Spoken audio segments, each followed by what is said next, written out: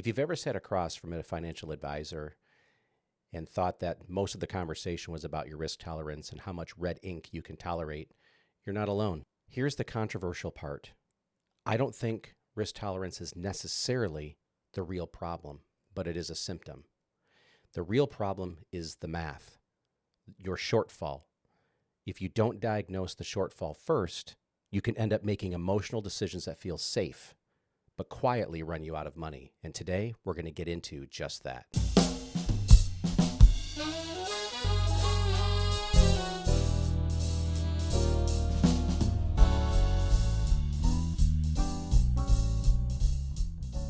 When people have this conversation, they'll be like, so should I take out 4%? Should I take out 5% when they come to retirement? So we're going to plan for really long ahead, but not only that, we're going to plan for your children or your friend that you want to leave something to, whoever's important to you. We're going to plan for them too. Right. But then what's the difference between those numbers and the total number you need per year?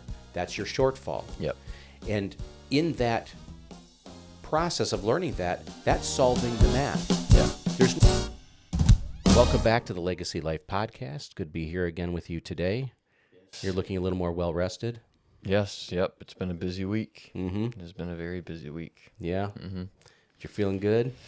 As good as one can. Well, you're looking good. Yes. Yeah. Well, today we're diving into a subject matter that is near and dear to our heart. Very much so. It's one of the biggest conversations we have with people. It is. We sit with a lot of families and a lot of single people of all different shapes, sizes, ages, and the conversation always comes to this point. At some point in the conversation, we end up talking about this subject. And it's about this, I guess, this messaging that we constantly hear about. I even heard about it. I can remember when I was a younger man and I had my first job as a youth pastor, and they had a retirement plan for us there. And so I come into the office and the HR person's like, okay, well, today we have, I forget the name of the firm, but they had some of their representatives there, and they were going to talk with us about the simple IRA or 401k plan that they had set up. And I remember that they had this folder.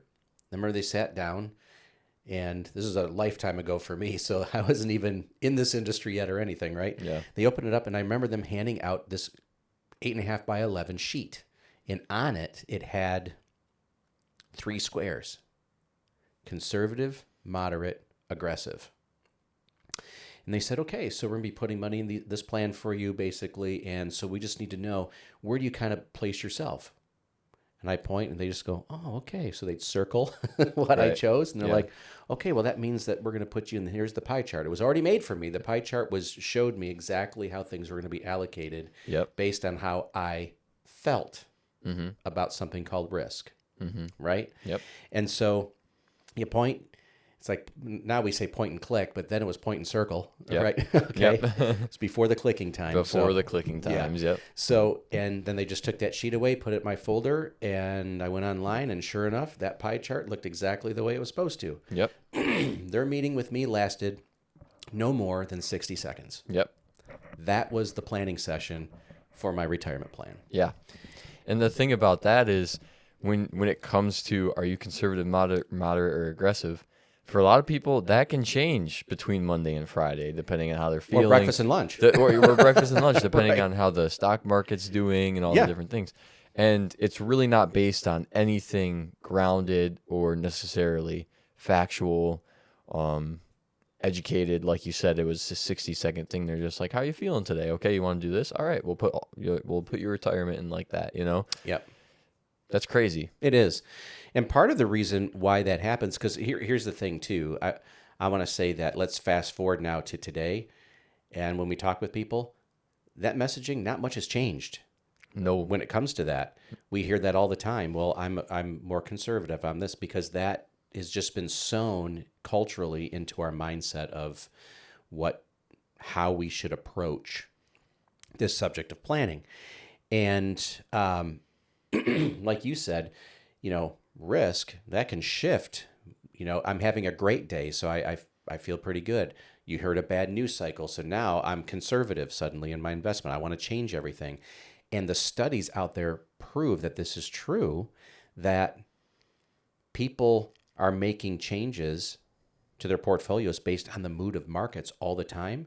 And it is really, it is affecting their returns. It's affecting the performance. It's kind of like the idea that you plant a tree and you keep uprooting it and keep replanting it. Eventually that root system, doesn't get healthy and strong and mature, right? Exactly. Yep. So, when people have this conversation, they'll be like, so should I take out 4%? Should I take out 5% when they come to retirement? Because they're used to the percentages and, I want to make sure it's all safely invested. And then can I just take 4 or 5%? Or can I just sell shares when I need income? Yep. Right?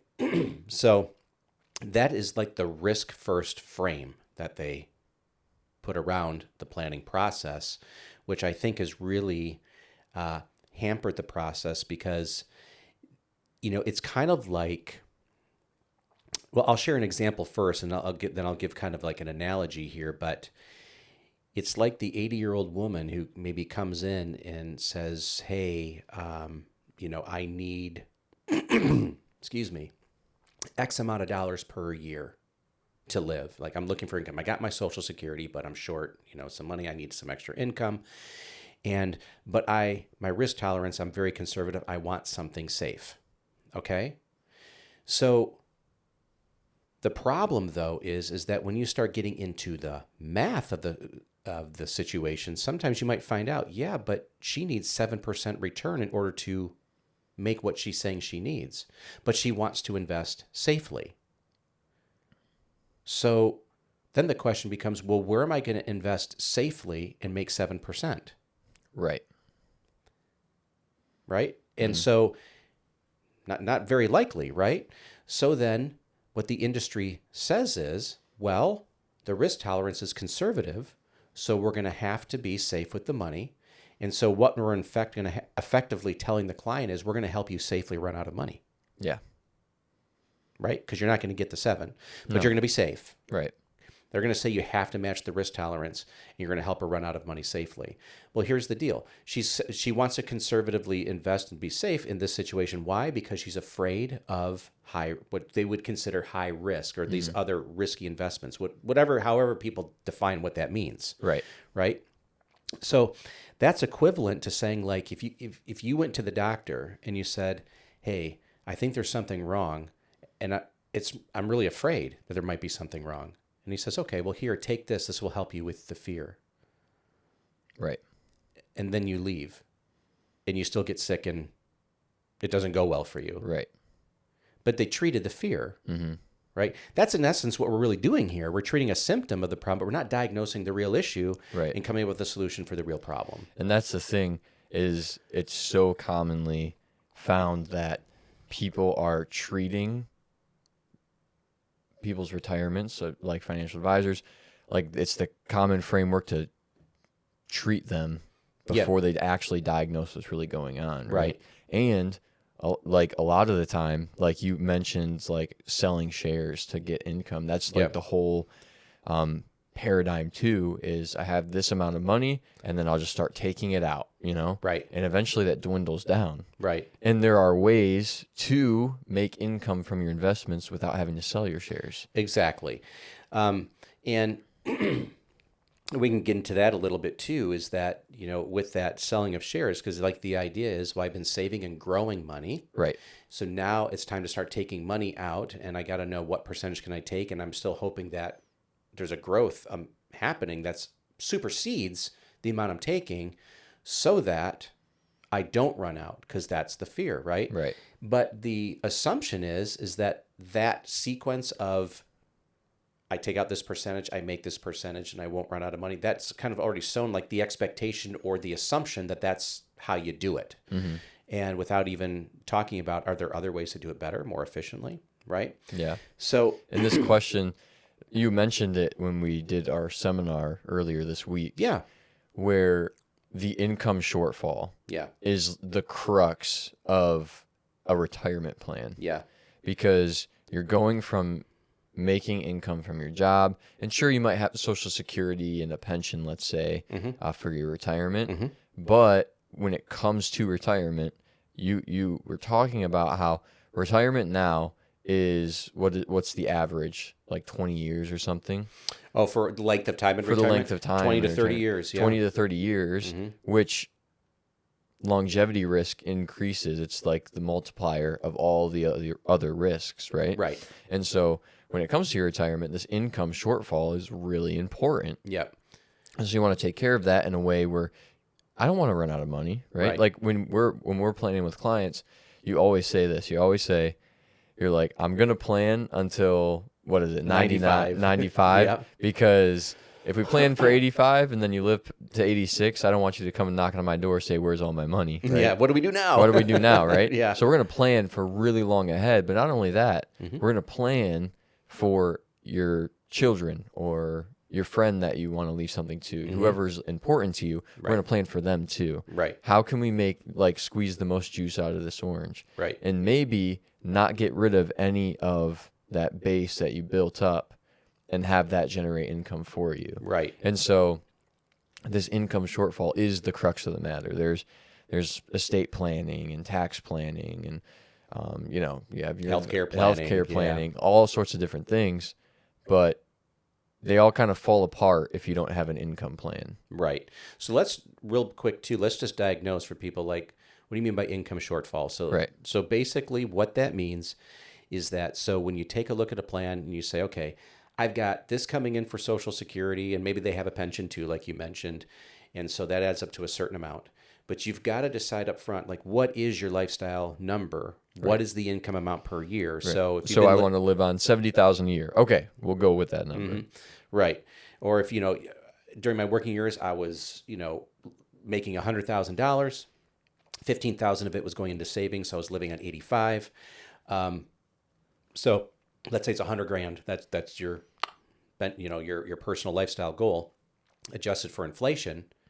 Going forward through all the years, that's going to total up and create a total amount of income that's got to be generated. Right. Okay? Which over retirement, depending on when you want to retire, could be a lot of money. It's millions of dollars. Right. Yeah. Of total income. That's an important number to know, because then you're going to say, well, how much of that is going to be covered by Social Security? Exactly. How much of that's going to be covered by that pension or rental incomes or whatever income streams you have that are fixed already? That's your base. But then what's the difference between those numbers and the total number you need per year? That's your shortfall. Yep. And in that process of learning that, that's solving the math. Yeah. There's no strategy. There's nothing done there with your investments. There's no massive assumptions being made. Like, if the market does this, then your income will do this. None of that has to be part of the process yet. It's just, okay, this is your number. You got to know the math of what your number is that you have to achieve, your yield, we call it, in order to be able to make up that shortfall. Then after that, it's much easier to now go forward and not start taking a look at the different kinds of investments to see if they solve that problem. Because at the end of the day, whether you're afraid or you like a lot of risk or don't, that's your issue. The issue is the shortfall, no matter how you feel about it. Yes. That is the issue. So at that point in time, then you can look and say, well, maybe I do need to work 1 or 2 more years. Maybe. Sure. Maybe you don't. Or maybe you're like, oh, no, I guess I can retire now. So it allows you to make those decisions because you actually have the real diagnosis. Because like that lady we just talked about earlier, she says she's afraid of a lot of risk, and so you help her safely run out of money. She runs out of money, and then she still now has just Social Security. How afraid is she going to be then? Right. Because now it's years later. Has inflation increased the amount she needs to live? Yep. But now she's making less. Right. Right. How does that help her? Right. Yeah. So she's selling more shares out of her 401k or whatever she has. Yep. Or maybe she only has Social Security left because she safely ran out of money. Yep. Safely ran out of money. Yep. So, at the doctor's office, I know when people go, or you go to your mechanic, you want to find out, well, what's the problem? Don't just give me a pill to help me with the anxiety I feel about that I might have a problem. Is there something wrong? Did you take my blood pressure? Did you listen to my heart? Did you run the vitals to see? That's what you really would want there. You should expect no less when you come and meet with your advisor, that they would be able to diagnose the real problem to come up with real solutions. Right. And it is like the doctor example fits because this is your life too. This is your livelihood. This is how you're going to, the quality of life you're going to have is what you plan for income, Right. in retirement. Exactly.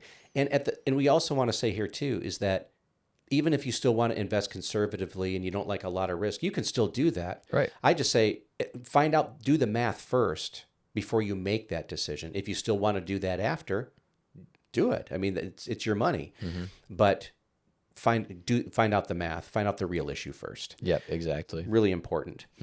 Now, on the flip side, like you were alluding to earlier, one of the neat things that can happen in planning too is that when you use certain types of investments, maybe like, well, we'll talk about dividends, our pride and joy. We love dividend investing.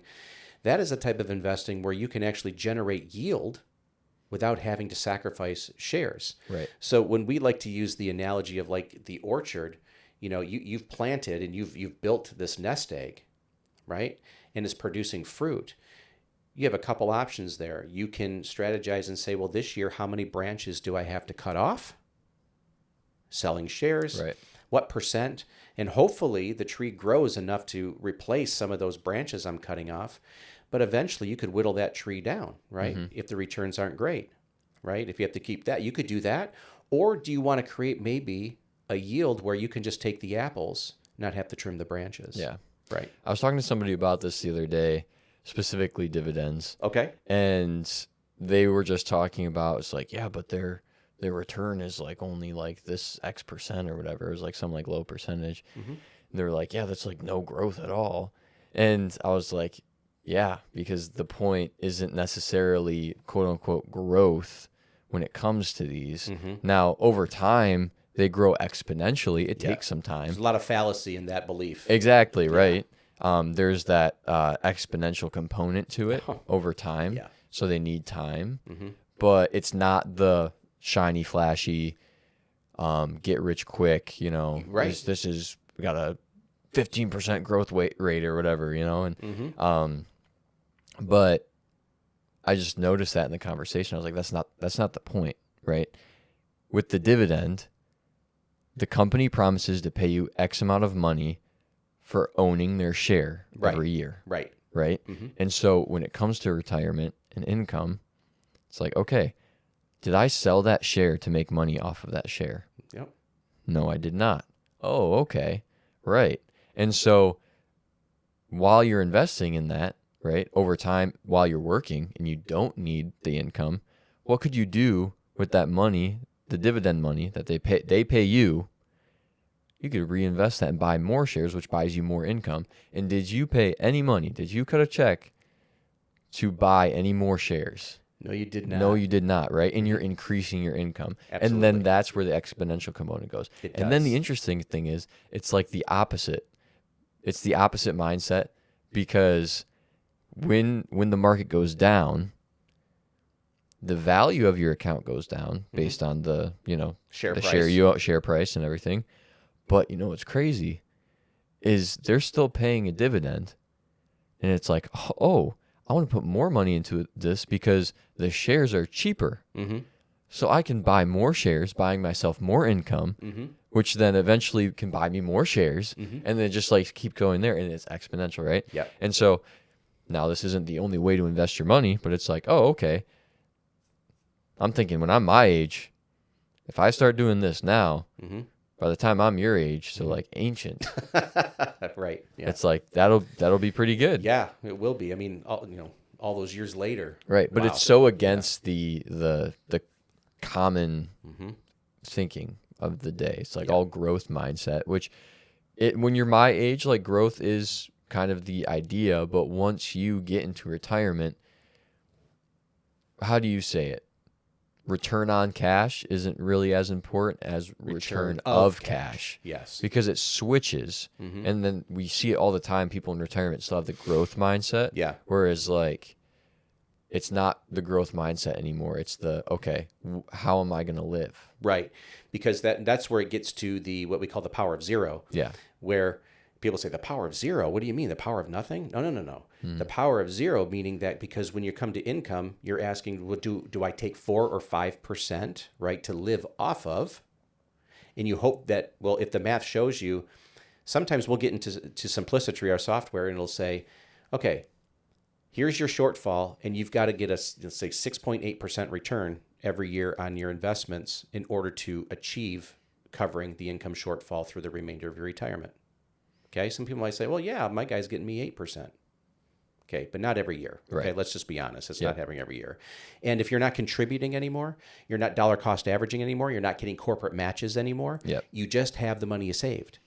And when you lose in the market, if it is declining while you're withdrawing, those are real losses that take time to recover. There's no reinvestment going on. Okay, so that's where you can get in trouble. But what if you have your investments positioned like you were just saying, where the yield is paying me income without me having to sacrifice any selling of shares or taking out a percentage? And I'm getting paid regardless of the value. Right. And if you can get it to, exactly, it's not tied to value. Yeah. So, and if I can get to the point where my rate of return I need then with that yield is zero, it doesn't mean you won't get any growth. It means you don't need it. Right. That's freedom. Yeah. I've had a number of clients celebrate their year of zero, saying, oh, I don't have to panic hoping that I get this return this year so I can keep up with the withdrawals I'm making. No, the dividend income is taking care of the income without having to sell anything. Right. It's like when they see that, it's like the light bulb. The light bulb goes right off. Wait, so my $2.5 million shortfall for all of retirement is covered, and I need... more so sometimes. And more so. And I need 0% return for the entirety of retirement to make that happen? Yeah. Oh. And then they're like, whoa. Yeah. So if you do get returns, which you will, right, then that's just gravy on top of not having. Right. But you don't. But we're not assuming returns. We're not assuming it. Which is the important thing, right? Exactly. We're not making assumptions. This is just the real number. This is the math. This is how it maths. Yeah. And we're not putting in the number zero. It's actually solving and bringing it to zero, saying, no, if you do this, this is what you're going to need. Exactly. Yeah. Yeah. Not making the assumptions. That's a really good point. Yes. Yeah. And so, people say those yields are small. Don't be deceived and get called into yield swirly. Yes. Because when it compounds on itself, those payouts on your net deposits get really large if you let the math do its work. I mean, talk to Warren Buffett. Okay. People who accuse him of not knowing what he's doing. Right. He has been reinvesting dividends for a long time, and just look up his Coke position and how much income he's going to make this year. Right. Just on Coca-Cola. Wasn't it like 800 million or something like that? Last year was like 600 million. Come on, Caleb. You're a couple hundred million off here. Sorry. Yeah. Not that much. Right. It's only 600 million. Yeah. But that's just the income off the position. Then you also have to look at what's the value of the position that he holds. There's still value there. There's cash that's being held there. That's just the money that Coke sent him. Right. I always like to look at dividends. I say, you have a retirement account. You've retired. There's no corporate matches or contributions going anymore, but dividends, those are like corporate matches going in. Those aren't checks you have to write, right? Like you were saying earlier. It's a wonderful thing to consider and look at rather than just getting caught in the risk tolerance trap. Don't treat symptoms. Let's look at the math and see how you can actually plan long term. Right. Yeah. And in the same conversation I had with this person, I had mentioned Warren Buffett, and their thought was, because we talked about how much money he's making or whatever. He's like, well, yeah, he's a successful business guy, like, all the money he put into it, he has so much because he like bought and sold businesses, and then he like had Berkshire Hathaway or whatever. Yeah, and how did he know to do that? Right, exactly. But I said it's like the principle is the same though. It's like, I'm not going to have $600 million Coke position. That's fine, but the principle is the same. Right. Yeah. Exactly right. We're just applying the same choices and principles that he applied to investing. Right. And if you get to the brass tacks of Warren Buffett, simple. Businesses he understood. Yep. He bought Coke, ice cream, chocolate. Okay. Like, he wasn't like trying to go out there and find the most complicated businesses. He passed on more businesses than he actually bought. Yep. Because he didn't understand them. Or they weren't going to be profitable. He found things that were simple to understand.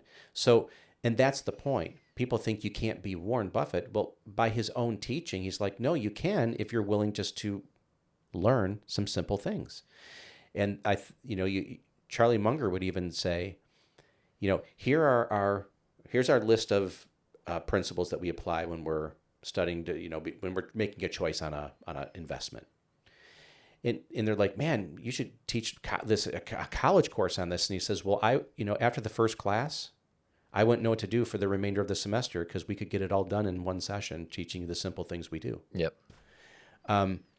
So don't get lost in the lie that you can't understand this stuff. It's too complicated. That's Wall Street. Right. It doesn't have to be complicated. They sell complexity. Yeah. Yeah. So like Paul always says it like this. Like he wants the person he's meeting with to be able to do it without him. Yeah. Right. Like he wants to make it so transparent and so simple. It's like, you could do this without me. Mm-hmm. Right? Mm-hmm. And that is not complexity. Right. Exactly right. Shares, income being reinvested makes more. Yep. Yep. And so and we can get into because I know there's going to be lots of questions about, well, what do you choose and who do you invest in and all that. That's a whole nother episode. Yep. But there's a lot of companies with a long culture and history of being dividend payers. Yep. And it's a great thing. So we hope you enjoyed this episode, and we're glad to have you watching each week. If you haven't subscribed, please hit that subscribe button and the notification bell. You'll get a new episode every Monday. In the show notes, you'll also see a link to our calendar if you want to set up a free 30-minute consultation, talk about your situation. But until next time, stop solving for risk and solve for the math. And until then, we'll talk to you next time.